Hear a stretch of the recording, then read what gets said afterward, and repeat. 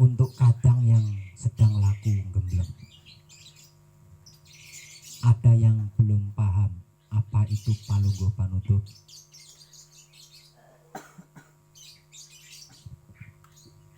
Apa itu kunci?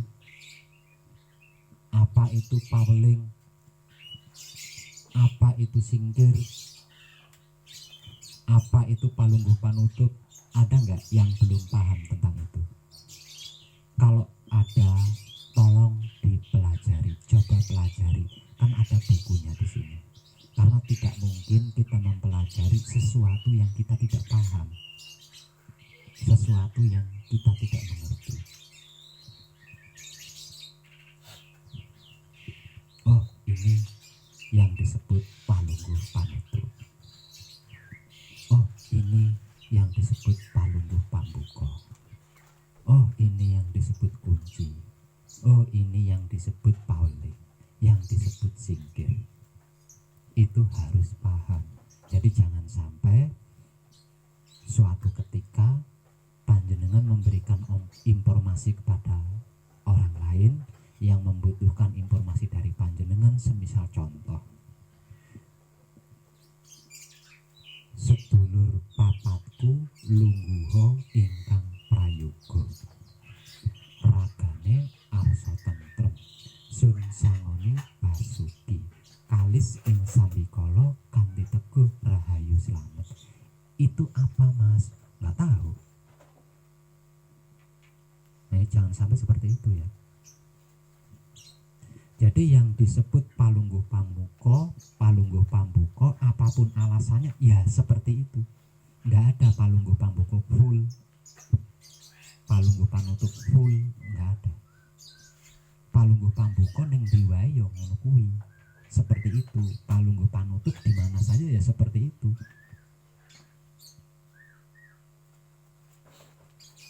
Jadi jenengan harus paham, harus mengerti. Palungguh panutup bacaannya bla bla bla bla. Palungguh pambuka bacaannya bla bla bla. Kunci bacaannya bla bla bla bla. Paweling bacaannya bla bla bla. Singkir bacaannya bla bla bla bla. Panjenengan harus mengerti itu. Panjenengan harus paham itu.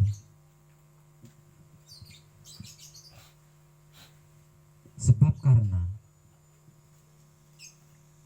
seorang putra kekudangannya Rama, semisal contoh sedang kadangan, mengatakan,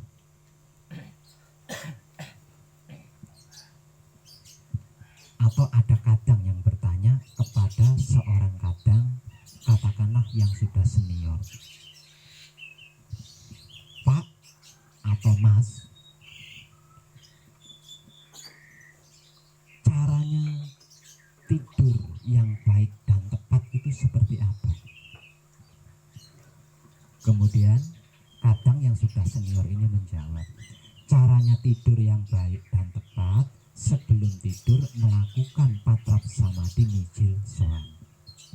Mijil sowan itu seperti apa, Mas? Langsung diperagakan.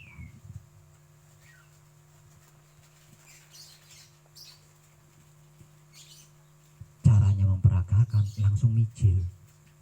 Padahal yang dimaksud mijil sowan itu komplit ya. Mijil sowan itu komplit, ada palungguh pambuka, ada kunci, ada paweling, ada mijil sowan, ada palungguh panutup. Begitu juga dengan mijil toto lenggah.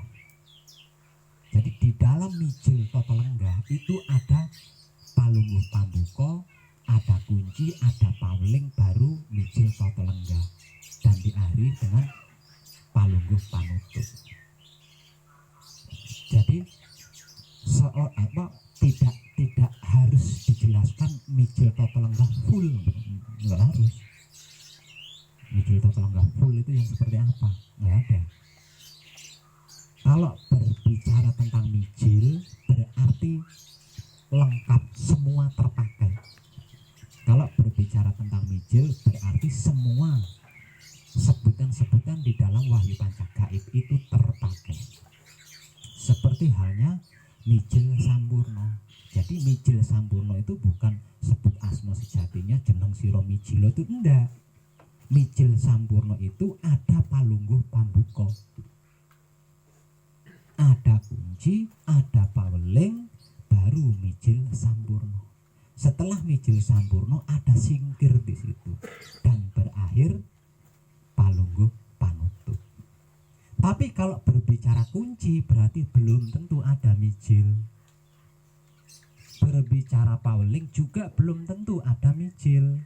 Berbicara singkir belum tentu ada mijil. Tapi kalau berbicara mijil sudah pasti ada palungguh pambuka, ada kunci, ada paweling, ada palungguh panutup.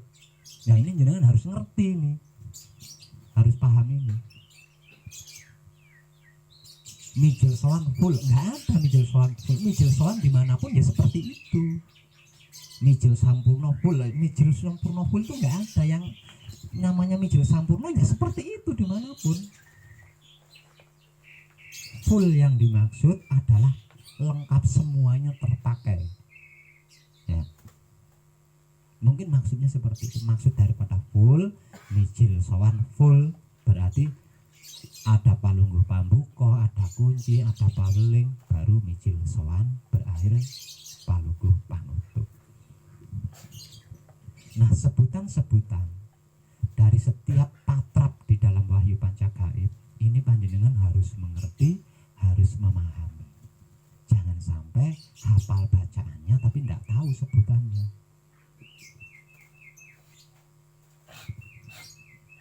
Nah di sini kan ada bukunya dipelajari. Oh, yang disebut palungguh pambuka itu ini.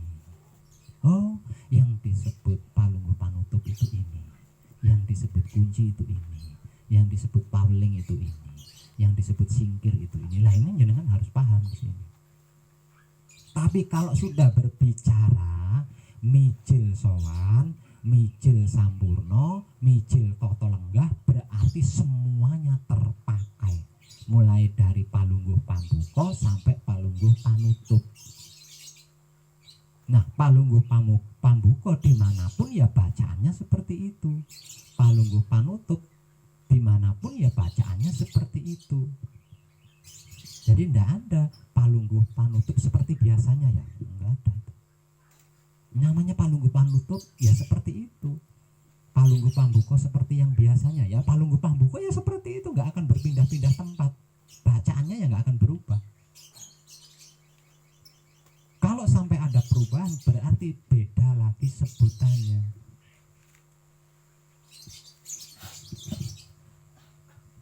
Seperti halnya sedulur papat kalima pancer kumpulo nunggal suci, itu bukan palungguh pambuka, itu palungguh jati. Nah ini jenengan harus paham ini, harus ngerti. Nah palungguh jati dengan palungguh pambuka itu berbeda, maksudnya berbeda.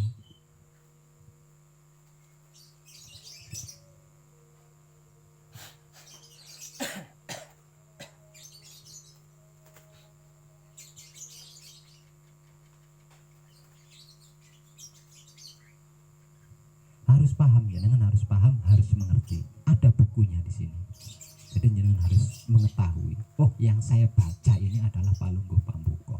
Oh, yang sedang saya patrapkan ini adalah palungguh pambuka. Yang sedang saya baca ini adalah kunci. Yang sedang saya patrapkan ini adalah kunci. Ini jenengan harus paham. Kalau enggak, bagaimana mungkin kita melakukan sesuatu yang kita tidak paham? Melakukan sesuatu yang kita tidak ngerti. Tak kenal maka tak sayang.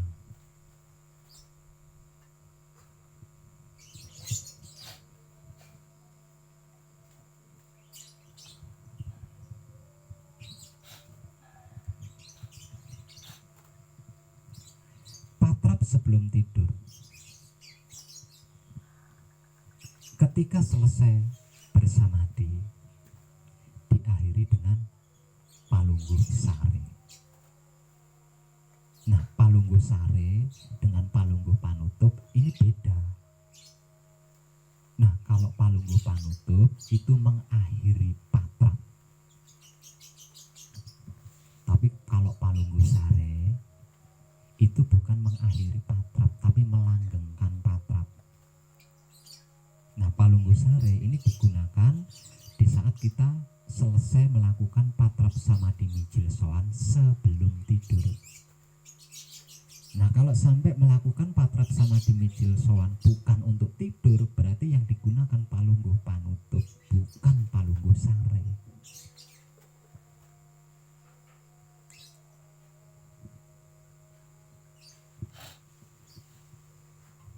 Harus paham, harus mengerti.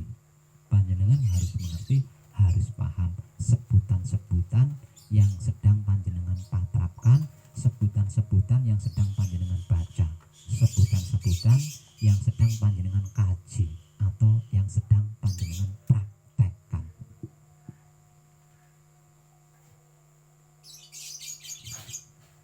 Biasanya kadang sepuh mengatakan seperti ini.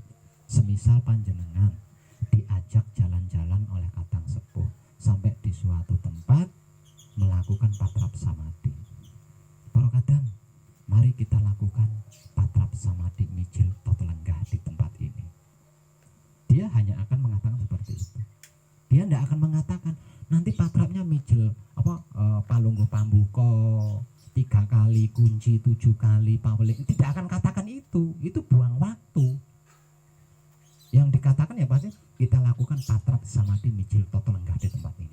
Nah, ini kalau tidak paham kan langsung ujuk-ujuk mijil gitu. Tanpa Palungguh pambuka, tanpa kunci, tanpa paweling.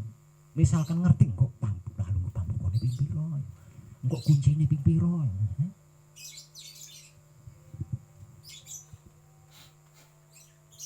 Seperti itu. Kalau belum mengerti, kalau belum memahami. Nah, itu pentingnya ilmu pengertian, pentingnya ilmu pemahaman, perlunya ilmu pengetahuan itu di situ. Jadi di dalam praktek kita tidak sasar susur, karena sudah mengerti, sudah memahami, dan sudah mengetahui cara-caranya, teknik-tekniknya, praktek-prakteknya, tahapan-tahapannya, ngerti, paham dan tahu. Gitu.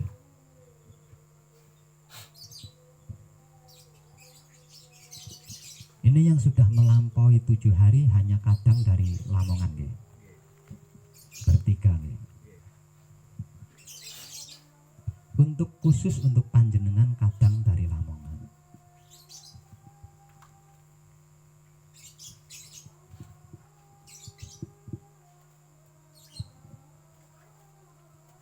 Tujuan seluruh makhluk hidup di dunia ini. Tujuan seluruh makhluk hidup di dunia ini adalah suci. Oke. Tujuan seluruh makhluk hidup di dunia ini adalah suci. Ini tanpa terkecuali ya. Seluruh makhluk loh. Saya ulang. Tujuan seluruh makhluk hidup di dunia ini adalah suci. Kenapa? Kok tujuannya suci? Kok bukan neraka, kok bukan surga dan lain-lainnya? Karena seluruh makhluk hidup di dunia ini berasal dari suci. Karena berasal dari suci, maka kembalinya ke suci, bukan yang lain. Suci itu bukan bentuk, bukan warna. Suci adalah sesuatu yang asli, murni, tidak bisa dicampuri dengan apapun, tidak bisa tercampuri oleh apapun. Itulah suci. Dan seluruh makhluk berasal dari situ dan akan kembali ke situ.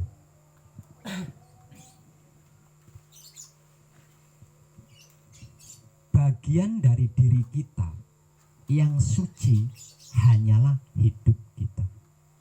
Selain hidup kita tidaklah suci. Lah, kalau suci tidak bisa dicampuri dan tercampuri oleh apapun dengan apapun, berarti yang bisa masuk ke dalam suci hanya hidup kita tanpa apapun. Hidup kita harus telanjang bulat, tanpa wujud, tanpa apapun. Kalau hidup kita menyertakan wujudnya, berarti hidup kita terbungkus dengan sesuatu yang tidak suci. Membawa ilmu, pengertian, pemahaman, pengetahuan dan bla, berarti dia tidak suci. Artinya hidup kita tidak bisa memasuki suci. Untuk bisa masuk kepada suci yang menjadi asalnya, maka hidup kita harus telanjang seorang diri tanpa apapun, baru bisa memasuki suci yang menjadi asalnya.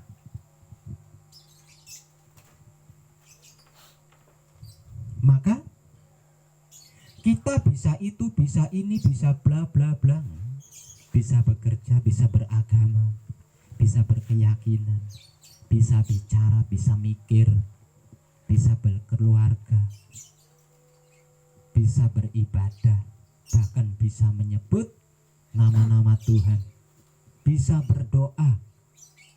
Itu dikarenakan adanya hidup di dalam diri kita. Mencapai suci hanya hidup yang bisa melakukan. Lah kalau hidup keluar dari wujud untuk bisa memasuki suci, berarti tubuh kita, wujud kita mati.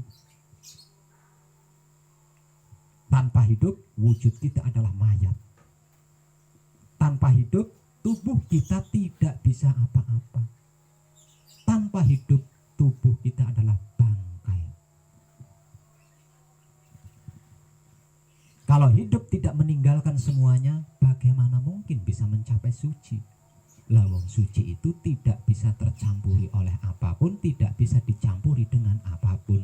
Mencapai suci, yang bisa mencapai suci adalah hanyalah hidup kita. Karena bagian dari diri kita yang suci hanya hidup kita.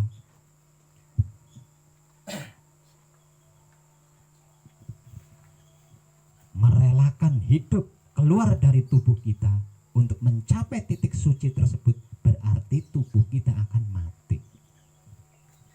Panjenengan bertiga berani mati malam ini untuk bisa mencapai suci? Serius ini? Ngonek gak iso urip piye?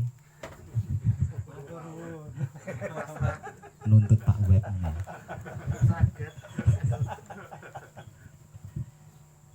Itu puncaknya. Kalau panjenengan berhasil, kalau hidup panjenengan berhasil telanjang, artinya hidup panjenengan bisa mencapai suci. Kalau hidup panjenengan bisa mencapai suci, lah di situ kehidupan panjenengan akan tersebut atau disestempel sempurna lagi abadi. Dan panjenengan dikatakan baru lahir atau lahir kembali, atau juga bisa dikatakan nembe tangit saka turu. Dan itulah yang mayoritas disebut oleh para ahli spiritual sebagai mati sadurunge mati, utawa mati sakjeroning urip.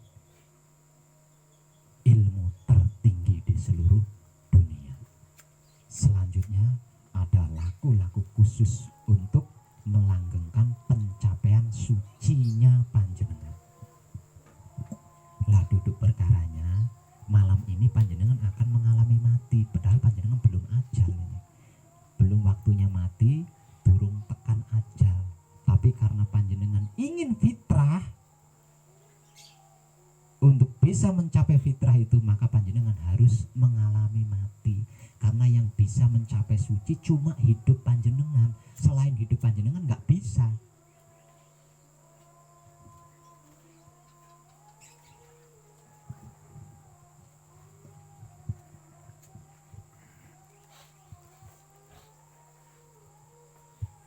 Dan saya ulangi karena ini bukan main-main, ya.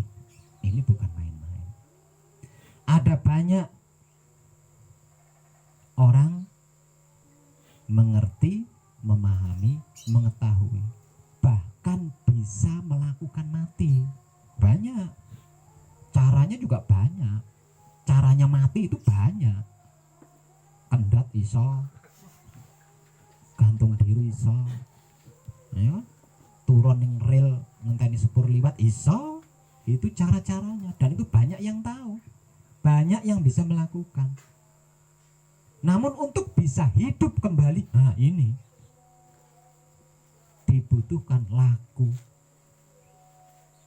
Untuk bisa hidup kembali dari setelah mati itu dibutuhkan laku, dan mungkin hanya beberapa orang yang bisa melakukannya dan berani melakukannya.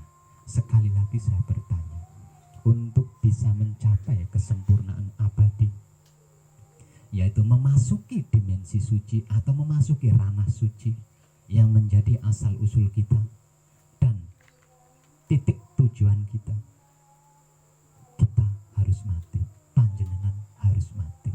Apakah malam ini panjenengan siap untuk saya matikan? Siap. Mantap.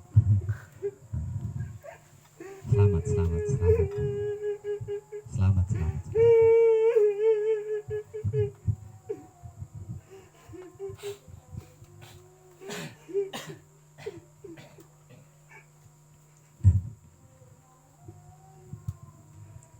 Kalau panjenengan siap, maka percayakan jiwa raga panjenengan kepada saya, dan saya akan bertanggung jawab penuh untuk menemani panjenengan masuk dan kembali lagi.